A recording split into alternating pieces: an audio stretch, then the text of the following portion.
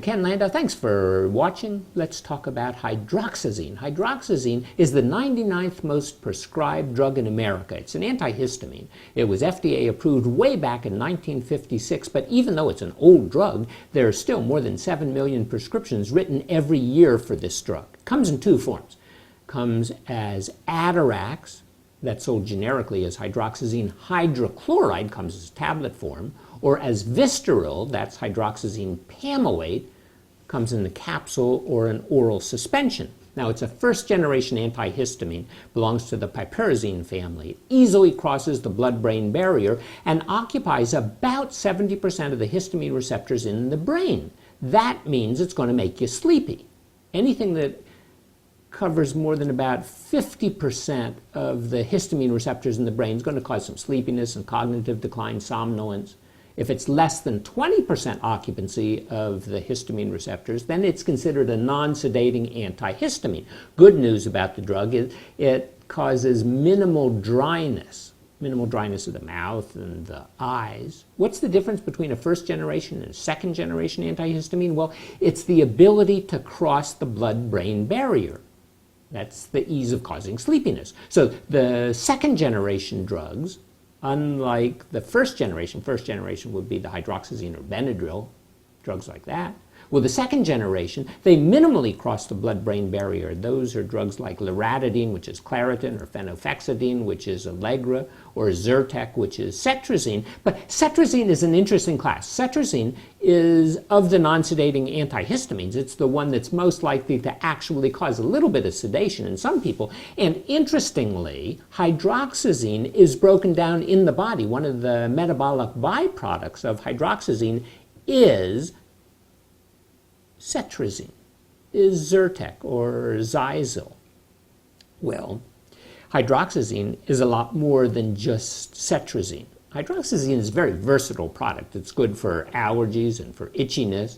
It's also approved for anxiety or tension. It's so old that they still use the word psychoneuroses as an indication for the drug. It's used as a muscle relaxant. It is a treatment for nausea, has antiemetic effects, has anti-secretory effects, doesn't make the stomach make more acid, could be used for motion sickness, and it seems like it's a good add-on in those people who have itchiness due to atopic dermatitis, contact dermatitis, poison ivy, or eczema. Interestingly, it seems that the first-generation drugs, first-generation antihistamines, might actually be better than the second generations because some people believe that a significant portion of the anti-itch effect is due to making you a little bit sleepy. Now, it's been marketed as a sedative and a hypnotic, so it's good for sleep. It's bronchodilator to some effect. It has analgesic effects. In other words, it acts to help kill pain. It can be used as preoperative sedation, and it can potentiate the effect of other pain medicines that you might be taking, like Demerol, meperidine, or the opioids or the barbiturates. Doesn't affect the dryness part, the atropine-like effects of belladonna alkaloids. And we know it's good for anxiety. It's actually FDA approved for anxiety. It seems that it might be as effective as some of the benzodiazepines or buspirone. Studies don't really show any difference between those drugs. It seems to be acceptable as far as the efficacy, the acceptability, the tolerability is concerned. It's often actually compared to some of the benzodiazepines relative of Valium. Seems to work about the same for some individuals, but because it's been tested in a relatively small number of people, it's not usually considered a first-line drug. It's oftentimes considered a second-line drug. But if you're going to be on the drug for a while, if you're on a benzodiazepine, if you're on some of those other drugs, it might be a little bit difficult to get off of those drugs without having some withdrawal symptoms. On the other hand, it's relatively easy to get off of an antihistamine.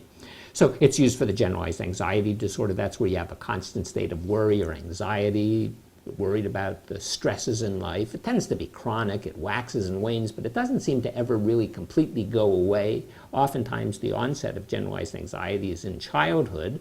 Treatment at the present time, the primary treatment, first-line treatment, would be the SSRIs, drugs like Prozac or Paxil or Celexa, or the SNRIs, maybe like the Effexor, maybe Buspirone, maybe the benzodiazepines, maybe the mirtazapine. Well, second-line drug, certainly hydroxyzine actually fits in quite well as a sedative or a hypnotic sleeping pill. Seems to decrease the amount of time from when you go to bed to when you fall asleep. That's what we call sleep latency. It increases the duration of the sleep, and seems that it affects women more than it does men. The dose, well, if you're taking it for the anxiety, you need a higher dose. But when you start, it's going to make you sleepy. So it's thought that the appropriate dose, if you're taking it not as an antihistamine, but as an anti-anxiety medicine, might be as high as 50 to 100 milligrams up to 4 times a day. For children, on the other hand, children less than age 6, it can be used at a dose total per day of 50 milligrams. You divide the dose up. If a child is over 6 years of age, then between 50 and 100 milligrams. Now, if you're taking it for allergic reactions or itchiness, well, then the dose is considerably lower. Dose is about 25 milligrams 3 or 4 times a day, but oftentimes 10 milligrams a couple times a day is adequate, because remember, it will make you sleepy. The dose for children is, as I mentioned before. The dose, if you're taking it as pre-medication or maybe after general anesthesia, dose would be about 50 or 100 milligrams.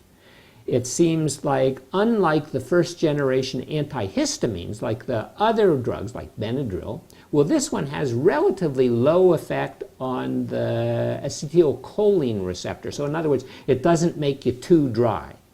Well, that's good. But it also has some effect on the serotonin receptor. That's why it seems to be good for anxiety. Also works on the dopamine receptor and the noradrenaline receptor. But it's not a cortical depressant.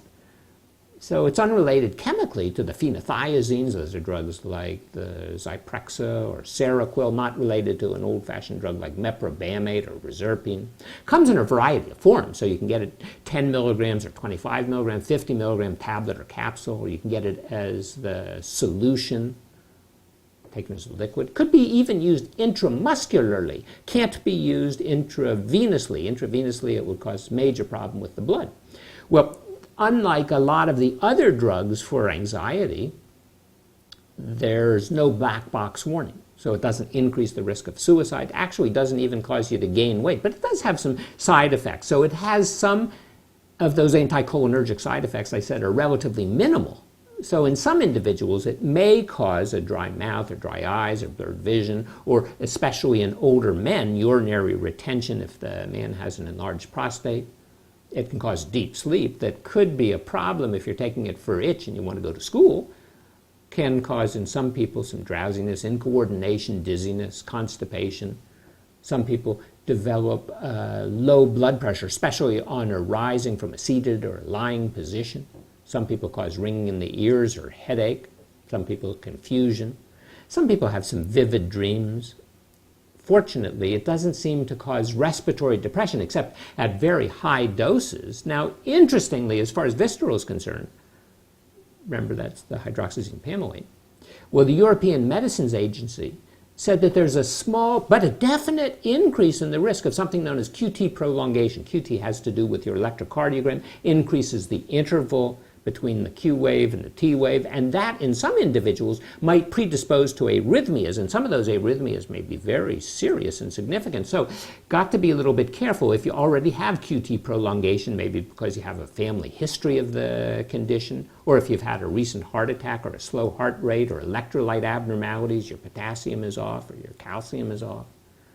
Or you're taking certain kinds of drugs. You're taking azithromycin, clarithromycin, erythromycin, amiodarone. You're taking an antipsychotic like Seroquel or Zyprexa. You're taking an SSRI.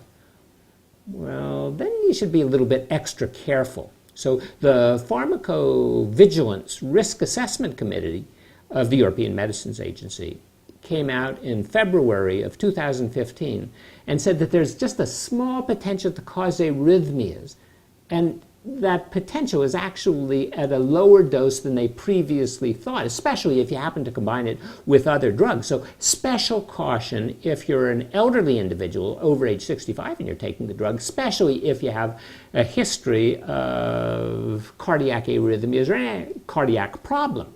So the European Medicines Agency says that you should take the lowest dose for the shortest period of time possible, and they say the maximum dose in an adult should be 100 milligrams, total dose for a day, 100 milligrams, and if you happen to be elderly, then probably 50 milligrams would be the maximum dose, and only if other therapies don't seem to work. And for children, the maximum dose would be about 2 milligrams per kilograms a day, up to 88 pounds. Currently in the United States, the maximum allowed dose is 300 milligrams a day.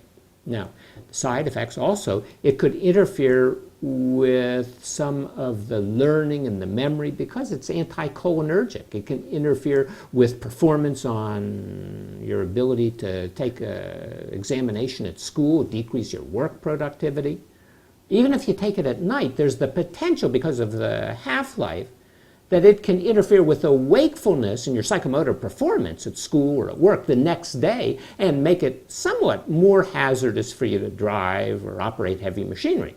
Rarely it can cause rashes as side effects, and if you take too much of the drug, if you overdose on the drug, then you could become oversedated. Some people have nausea and vomiting. Some people have convulsions. So you have to be careful. And potentially it's additive if you take it with other central nervous system depressants. So if you take it with other sedatives or hypnotics or the opioids or even the non-opioid analgesics or the barbiturates, or if you take it with alcohol, it might have extra potential for side effects. Now, some people have used the drug and they take it to extend the opioid high. There are certain people who shouldn't take the drug. So if you have some hypersensitivity to either hydroxyzine or cetrizine, levocetrizine, or Zyrtec or Xyzal, then obviously the drug is not for you. If you take the drug, it seems to become clinically effective in a very short period of time. Within 15 to 30 minutes, it reaches the peak level in the blood after about 2 hours. The duration of the effect is somewhere between 4 and 6 hours, so you're going to have to take multiple times a day. It has an increased concentration in the skin actually versus the plasma. So that's another reason why it seems to work relatively well as an anti-itch medicine. The half-life of the drug depends on the age. So if we're talking about a 1-year-old, the half-life's only 4 hours. If we're talking about somebody who's 14 years old, the half-life has increased to about 11 hours. If we're talking about an adult, the half-life is about 14 hours, and if we're talking about a senior citizen, the half-life is about 29 hours. That's why a lower dose is necessary for seniors. It's metabolized in the liver. Main metabolite, about 45% of the drug, goes through the oxidation through an alcohol moiety, ends up as carboxylic acid, and that's basically what cetrizine is. Some of the other metabolites have a relatively long half-life, up to about 2.5 days. That's why you have the potential for interference with some of the activities the next day. It's metabolized by liver enzyme known as 3A4. So that means that if you have liver disease, well, the metabolism is going to be decreased. Most of the drug goes out with biliary elimination, and it goes out in the feces. Some of it goes out in the urine without any kind of change. There's significant issue if you have low renal function in addition to having low liver function. It can interfere with some other drugs, so it can interfere with digoxin if you happen to be taking it. You've got to be careful if you're taking too many other antihistamines, or if you have a Parkinson's disease drug like cogentin, or if you're taking other sleeping pills, or if you're taking the phenothiazines. Actually, if you're taking phenothiazines, there's some report that it might increase the risk of that condition known as tardive dyskinesia, where you have the head rolling and the lip licking, and you have other kind of peculiar effects. Well, is it safe for pregnant women? At least as far as the mouse and the rat and the rabbit go, we know that at high doses it can cause some teratogenicity. So it can cause some problems, cause some hypogonadism. But is it problematic in a normal human pregnancy? Actually, there's not really good data, but it seems to be relatively safe at relatively low doses. Nursing, again, it's really not studied, it's unknown.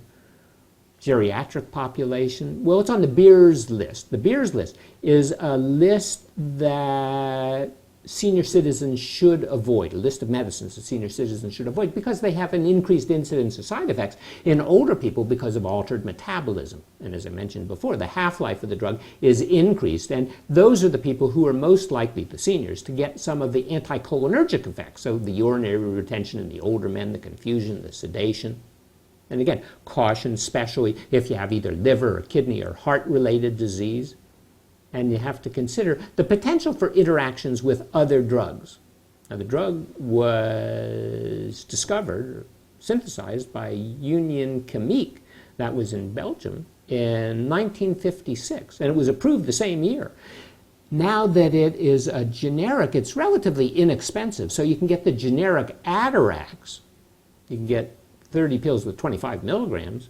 Cash prices only between about $20 and $30. With a coupon, you could get it for $5 to $13. The Vistaril generic, the hydroxyzine pamelate, about the same price if you want the name brand of either.